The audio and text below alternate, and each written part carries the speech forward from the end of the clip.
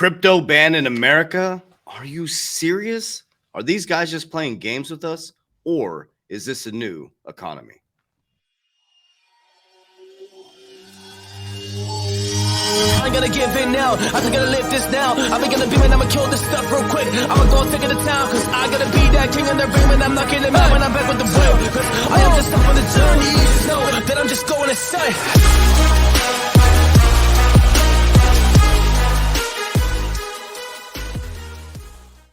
Warriors, rise. Grand rising, good evening, warriors all over the world. I want to first start out with an attitude of gratitude as we go into these holidays, whatever you celebrate. From my family's heart to yours, I unconditionally love you.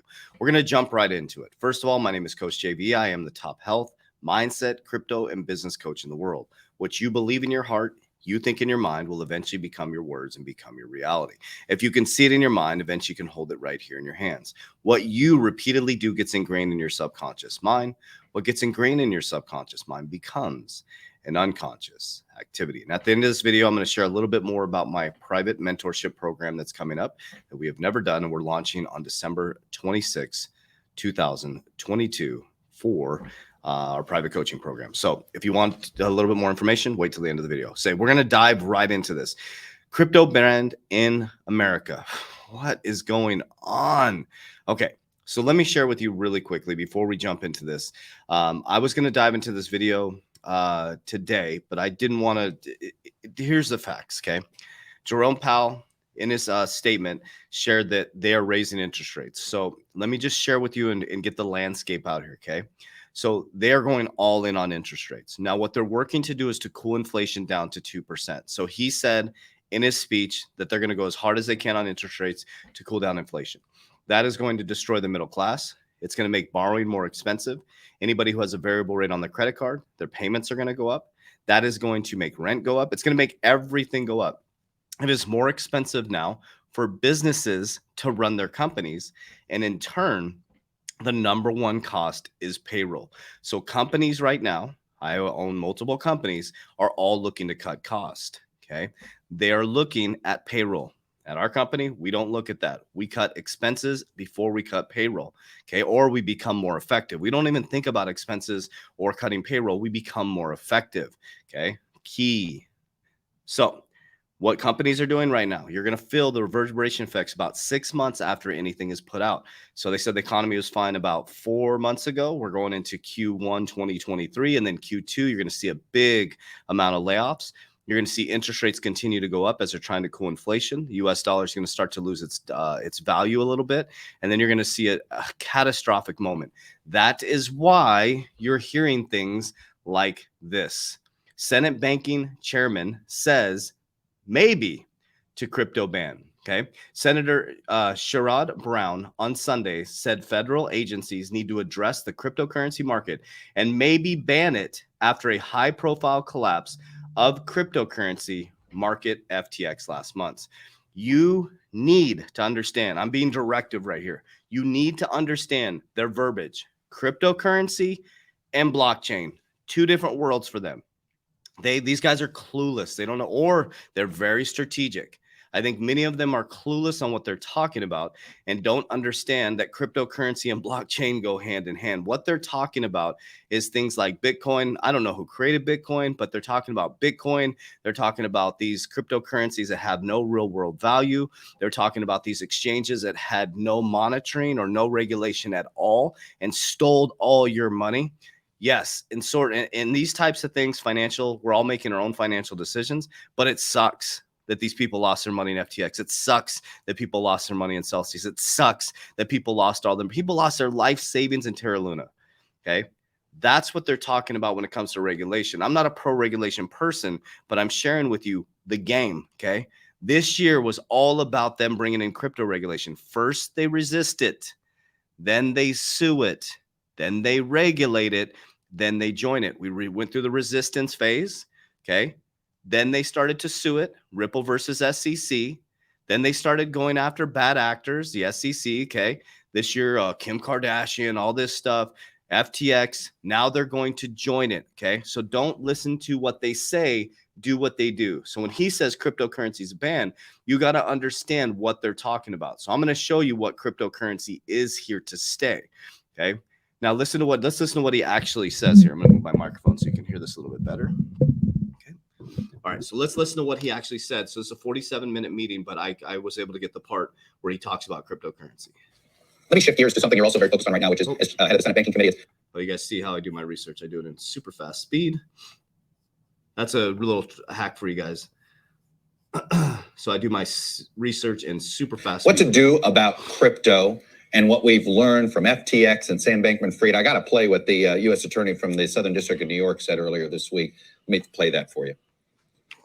I think it's fair to say that by anyone's life, this is one of the biggest financial frauds in American history.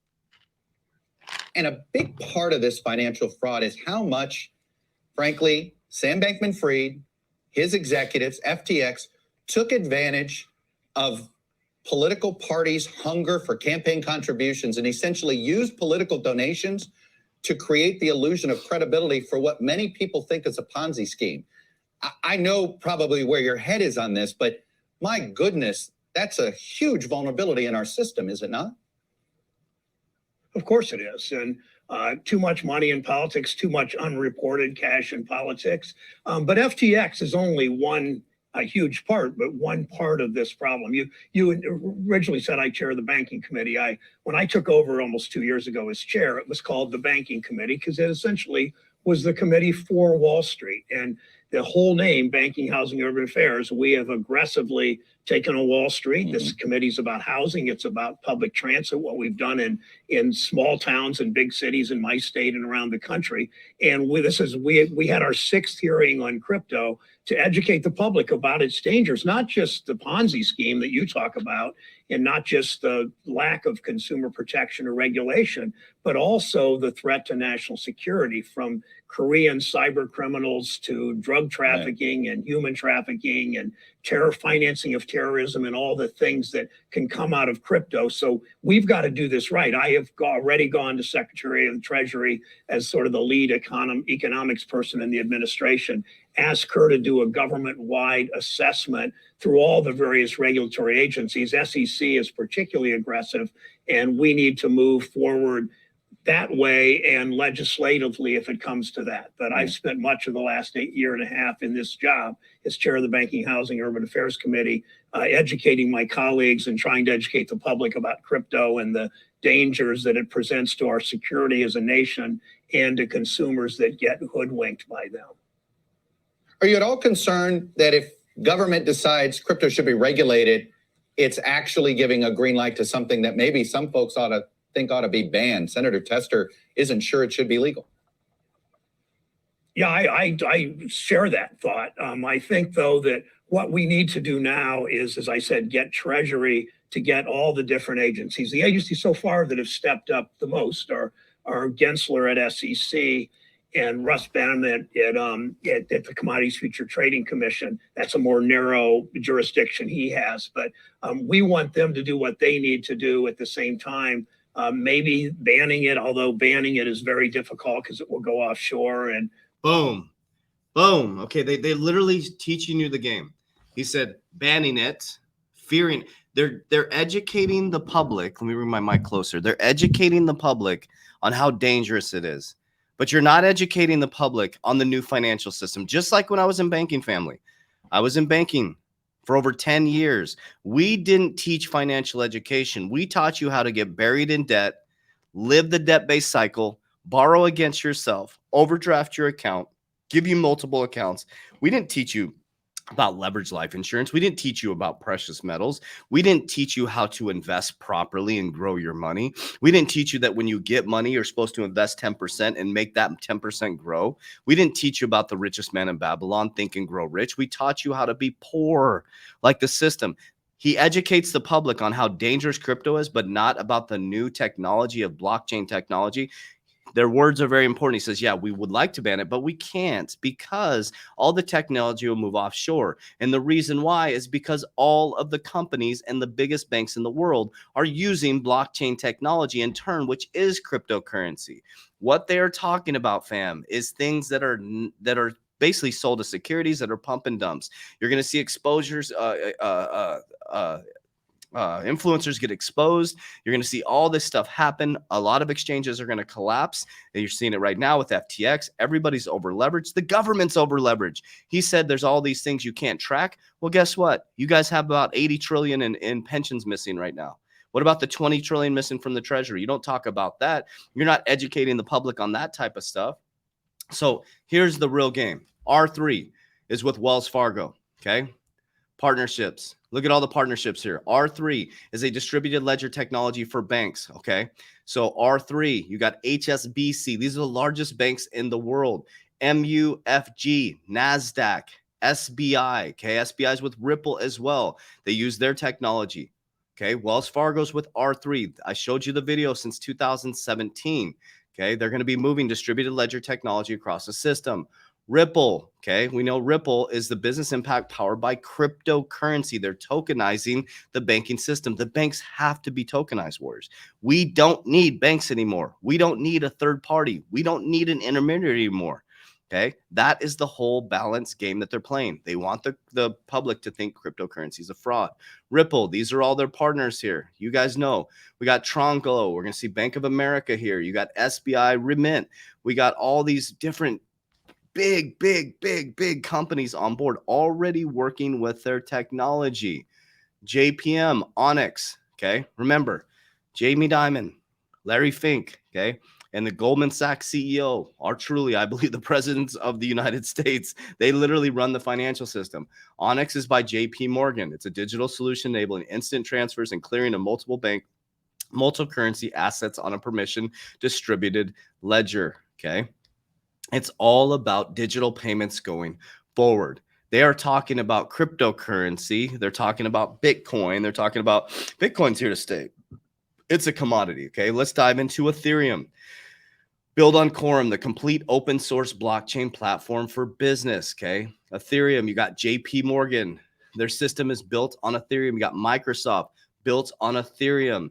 I could go on and on, connect all these for you. Yesterday, I think it was yesterday, Visa proposal would bring Ethereum users one step closer to being their own bank. So we're at a point now, this right here, I want to explain this at a little bit deeper level. This proposal right here literally fully removes the third party. That's why JPM is connected to Ethereum. That's why JPM Coin created their own cryptocurrency and their own blockchain, because they're going to be a blockchain company, crypto company, and they're going to be a bank.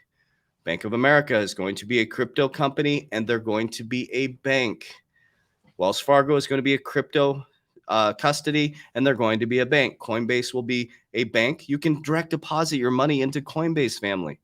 Coinbase will be a bank and your custody. All these will be coin or crypto, and your local bank is going to be custodying your cryptocurrency. Ripple will eventually be a bank that will custody your cryptocurrency. You'll be able to do all your banking services online with all of these companies. This right here is shots fired across the bow of all the financial institutions to say we're about to give every single person the ability to be their own bank. Okay. So the banks have to get on board. So here's what's happening. The central banks are creating central bank digital currencies. Okay. There's going to be more climate change risks. There's going to be more crises happening. Remember, they say, this is their words, don't let a good crisis go to waste. There will always be crises, but in every crisis, they move us further into the new technology. Okay. So what's coming next is climate change 2025. There's going to be a massive amount of climate change happening within the next couple of years. Okay. I'm not a climate change expert, but what I do know, there's going to be hurricanes. There's going to be sea levels rising. There's going to be all kinds of things happening. There's going to be supply chain problems. There's going to be the coldest winters we've ever seen, the hottest summers we've ever seen. And these things, people need assistance. Therefore, they're going to need a central bank digital currency. When people are losing their jobs, when it's leveraged towards technology and they haven't reskilled yet, people are going to need a central bank digital currency. I'm not saying that I want that, but this is what the system is. So what you're investing when you're going into crypto, the right things, is you're investing in the new infrastructure and technology of the future, the blockchain technology. Just like Warren Buffett said, when he was 12 years old, he invested stocks. He invested in stocks. Then he read a book and he switched to investing in companies, not stocks. So I invest in companies, not crypto. I'm not worried about the crypto going up and down. I'm not worried about getting rich off crypto. I'm worried about, is the company going to be here? Does it have a real world solve? Is there a real leadership team? Can I look at their Mosaic score? Can I look at how they're valued? So be smart with your investments, diversify during these times. Okay. I have my diversification with my crypto, my leveraged life insurance. My business is diversified. I have multiple companies across different sectors. Okay. A little bit of precious metals. So very, very important to understand that. And then education is the number one. All right. So if you made it this far, you may be interested in my private coaching program. I do want to share with you, there's only 20 spots. This is how it's going to work. It's the only way we can do it. Basically on the 26th, there'll be an email going out, and then there'll be a website that's posted, which I'll send out on all my social media. You'll go through an application process and it'll qualify you to get a discovery call. The reason why we have to qualify people, because there's only 20 spots and there's going to be hundreds of people applying for this program. We already have hundreds of people on a waiting list, over 100 people on a waiting list ready to go. Okay. So once that goes to the qualification process, you'll go through a discovery call, and every 120 days, we'll be qualifying 20 people to go through my private mentorship program. So you're going to learn budgeting. You're going to learn generational wealth building, things that I'm doing personally, my exact patterns of what I'm doing, subconscious mind programming, goal setting, fitness, nutrition, your design, your human design. We'll be building a program off of understanding what difference between, after you go through your budgeting program, then you'll be going into understanding what net worth is, right? Focusing on net worth, all the things that I learned by getting the shit kicked out of me for 16 years, crunching a 120-day timeline. First time I've ever done a semi-private coaching program. There'll be 20 people broken up into groups of 10 going through a semi-private group together. So if you're interested in that, that'll be going out on the 26th. We also have our X Royalty, our NFT project launching on XRPL. It's my own project. My team has built it ourselves with our own hands, with one of our own companies on January 11th, 2023. And the white paper will be coming out today. So I'll give you all the description on that. And then we'll have the mint price coming out very soon. So if you want to be part of history as we build the Warrior Academy into the metaverse, that's a great opportunity for you to be involved as well. So we love you guys. We appreciate you. A lot of great things coming in 2023. Have an amazing, amazing day. From my family to yours, I love you. Warriors, rise, get your shit together. Let's go.